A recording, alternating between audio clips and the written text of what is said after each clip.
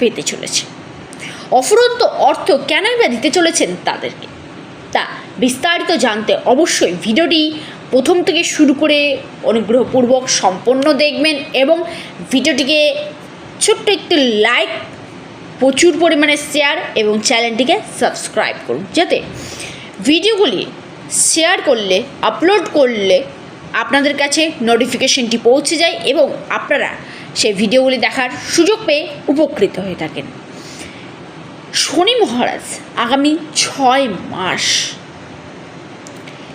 এই 3টি রাশির ক্ষেত্রে কিন্তু বিশেষ সুফল নিয়ে আসতে চলেছেন।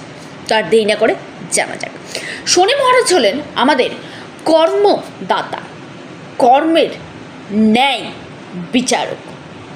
আমাদের সঠিক কর্মের সঠিক ফল কিন্তু তিনি আমাদের দিয়ে থাকেন এবং খারাপ কর্মের ফলও কিন্তু তিনি